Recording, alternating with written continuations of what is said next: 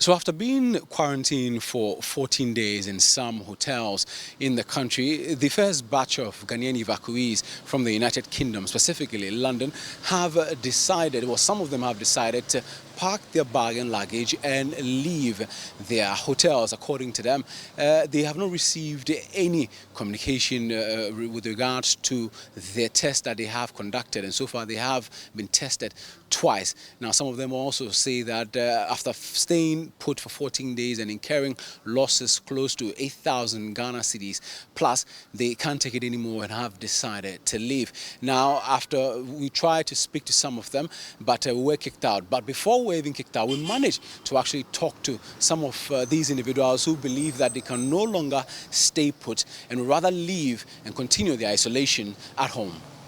I came from London. That was on 17th of June.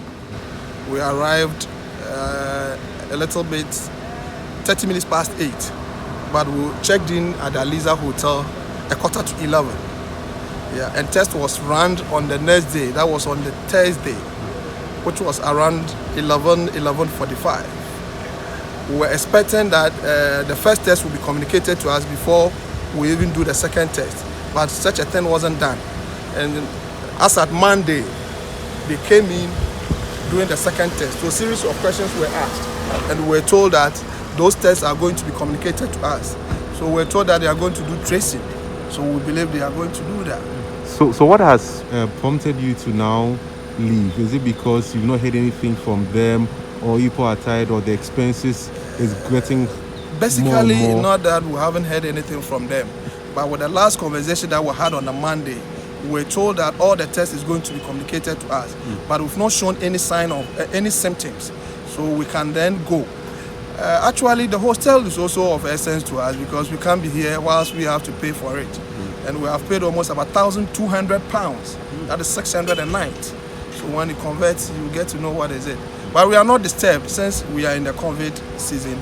We are ready also to, meet the government halfway. But we also appeal to the government if it could be of help just to meet us, because the expenses that we have incurred is too much. And left alone our stranded Ghanaians back in London, some of them are struggling, some of them are sleeping at bus stops. So if government could still turn its eyes and then go and look at them. But finally, as if people are leaving and you don't know your status, don't you think people are putting the lives of your families at risk?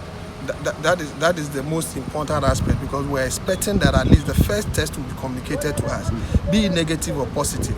But our conscience also tells us that we need to be very careful with the people that we get in contact with. So this time, even my family or any other person that I'll meet, I need to be very conscious of my interaction. So that one, I think we will take note of that.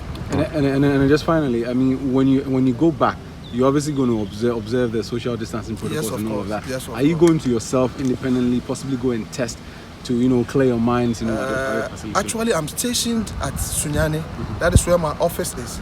So when I leave Accra, basically when I get to Sunyani, I'll do a test on my own just to check my status before any other things. But Accra here, I will try as much just to be a little bit distance from my family, because I have my room. So I'll just practice that and then see after the results, then I'll see how well I'll communicate with them. Why are you leaving? Why are you leaving now when you've not received any communication from government, sir? We're tested. They received the first result, and so we were tested the second time. Yes. So the second result, they told us will be meant to us. It will be communicated to us. Yeah, but the first result was communicated. Yeah. So, yeah. And was there an agreement that you could leave, after 14 days?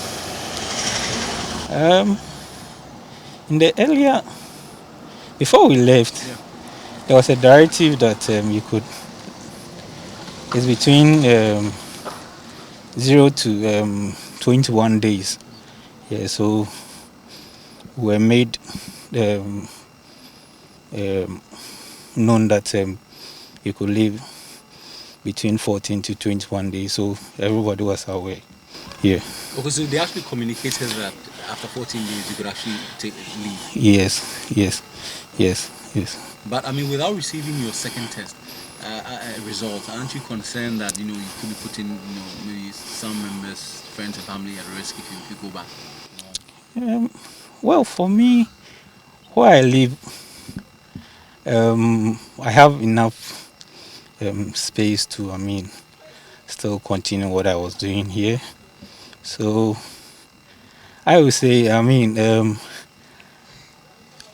because in my house I have separate rooms, and you could see that I'm in a taxi, but I could have called my wife to come and pick me, but I decided that I would take taxi, then go to the house peacefully without anybody knowing that you are in, and you know what is going on. I am one that I travel a lot, so so even I would have preferred I go maybe in the evening, but here is the situation. You have to check out early. So for private test, I learned that it's very expensive. So I'll continue to self-isolate.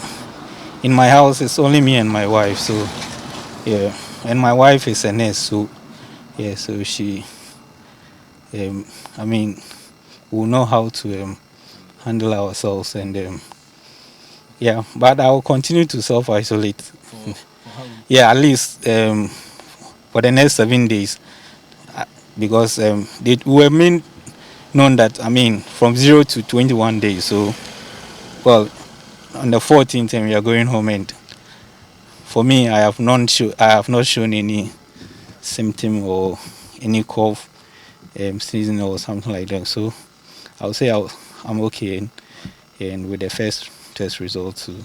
Meanwhile, speaking on the new release policy of government, Deputy Minister of Health Dr. Bernardo Koboy explained that the government was following the new recovery protocols from the World Health Organization.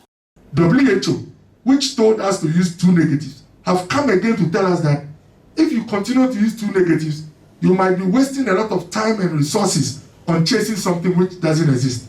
So let me take the opportunity to explain briefly what happened. Initially, they conducted studies or experiments on people who had COVID-19 and realized that even when someone has COVID-19 today, they are not coughing, nothing, and you test them 4 weeks later, some of them are still positive. And then some very smart scientists asked some questions. What is the evidence that the one who has tested positive, who is well, and is still testing positive after 1 month, what is the evidence that the fellow still had the virus? Then they realized that those who are positive for the first 10 days, when you take the virus out, it's able to multiply. It means they can infect their brothers if you let them go out. But all those who were positive but were well for more than 10 days, when you try to grow the virus, there is no viral activity. And so quickly, the study from Singapore and other countries in Europe showed that a positive test after 10 days doesn't mean contagiousness. And remember, we were keeping people at isolation center for sometimes 6 weeks. And they are shouting, we are strong, we can do unpressing. Why are we here? We were keeping them because we were following earlier knowledge. But there is a modern one which tells us that after 2 weeks, in fact, we didn't do it 10 days as a country. We added 4 more days. After 2 weeks of being well for COVID, if you step out, you cannot infect anybody. And so that became the new definition for recovery.